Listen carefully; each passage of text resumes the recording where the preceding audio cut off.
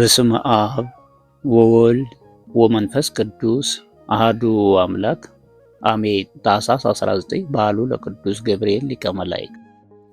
ገብርኤል ማለት እግዚእ ወገብር ማለት ነው። በዕለተ እሑድ መላእክት መኑ ፈጠረነ ሲሉ ዲያብሎስ እኔ ፈጠርኳችሁ ብሎ ፈጥሮ ለማሳየት እጁን ከእሳት ከቶት አቃጥሎት መላእክት በተረበሹ ጊዜ በያለንበት ንቁም በበህላዌነ ብሎ ያረጋጋቸው መልአክ ነው።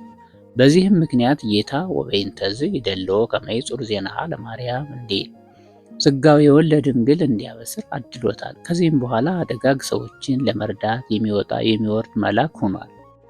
ቅዱስ ገብርኤል በዚህ ዕለት አግብርተ እግዚአብሔር አናንያ፣ አዛርያ፣ ሚሳኤልን ከእቶነ እሳት አድኗቸዋል።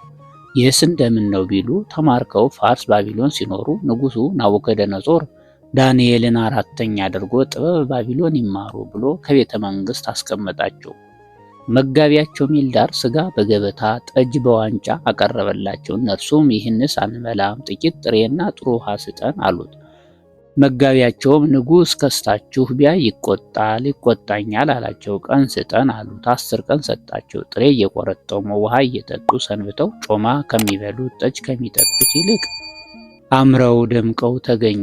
በዚሁም ሲማሩ ቆይተው ጌታ ጥበቡን ገልጾላቸው ጠቢባን ሲሆኑ ይልቁንም ዳንኤል እርሱ ዘወርቅን ለንጉሡ ከተረጎመለት በኋላ በ3 አውራጃዎች ሾማቸው።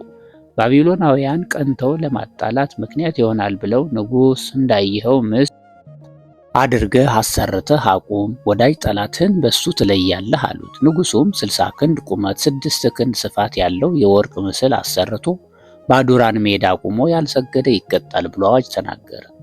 ሁሉ ሲሰግዱ 3 ደቂቅ ግን አንሰግድም አሉ። እነርሱም ሄደው ነገሩት። ንጉሡም አስጠርቶ አንሰግድም አላችሁን አላቸው። አዎን አሉት። መኑ ያድኅነክሙ እምኔ ማን ያድናቸዋል አላቸው። እነርሱም ጥበበ እግዚአብሔር ተሞልቶባቸዋልና ሀሎነ አምላክነ ዘፈጠረ ኪያከ ወኪያነ፣ እኛንም አንተንም የፈጠረ አምላካችን ያድነናል አሉት። በዚህ ሰዓት እሳት አስነደደ። ነበልባሉ 49 ክንድ ሆነ።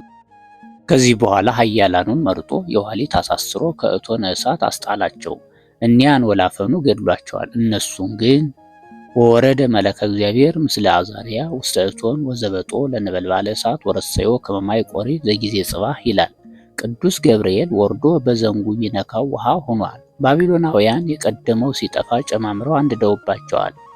እነሱ ግን ምንም ሳይሆኑ ይትባረክ እግዚአብሔር አምላከ አበዊነ ስቡሕ እኒ ውእቱ ወልዑልኒ ውእቱ ለዓለም እያሉ ሲያመሰግኑ አድረዋል።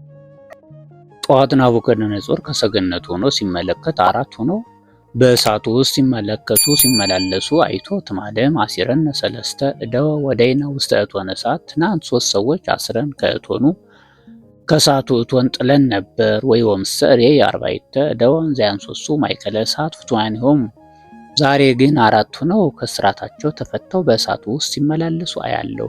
ወራውሴ ይመስል ከሞለ እግዚአብሔር፣ እንዲያውም 4ተኛው የእግዚአብሔር ልጅ ይመስላል አለ። ወዲያውም ከእቶኑ ሄዶ አንትሙ አግብርተ እግዚአብሔር ነው ጻው ኑ ውጡ አላቸው። በዚህ ሰዓት ብር እያሉ ወጥተዋል።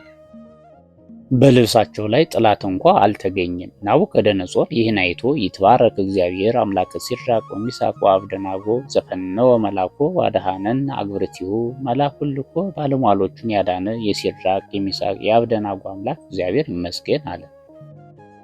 ባቢሎናውያኑ ግን ንጉሥ እውነት መሰለህ በስራያቸው ነው የዳኑት አሉ። ንጉሡም በስራይ ከሆነማ ከእናንተ የሚበልጥ የለም፣ በስራያችሁ ዳኑ ብሎ ከእሳቱ ጨምሯቸው ተቃጥለዋል። ከዚህ በኋላ ንጉሡም ከሲድራቅ ከሚሳቅ ከአብደናጎ አምላክ ከእግዚአብሔር በቀር ማዳን የሚቻለው የለምና እሱን አምልኩ ብሎ አዋጁን በአዋጅ መልሶታል። እነሱንም በሹመት ላይ ሹመት በክብር ላይ ክብር ጨምሮላቸዋል። አነሳስቶ ላስጀመረን አስጀምሮ ላስፈጸመን ለልዑል እግዚአብሔር ክብር ምስጋና ይግባው። ለእመቤታችን ለንጽሕተ ንጹሐን ለቅድስተ ቅዱሳን ወላዲተ ቃል ወላዲተ አምላክ ምክንያተ ድኂን ቤዛዊተ ኩሉ ዓለም ሰአሊተ ምሕረት የዓለም መድኃኒት ክብር ምስጋና ይግባት። የመላኩ የቅዱስ ገብርኤል በረከት ረድኤት ይድረሰን። አሜን።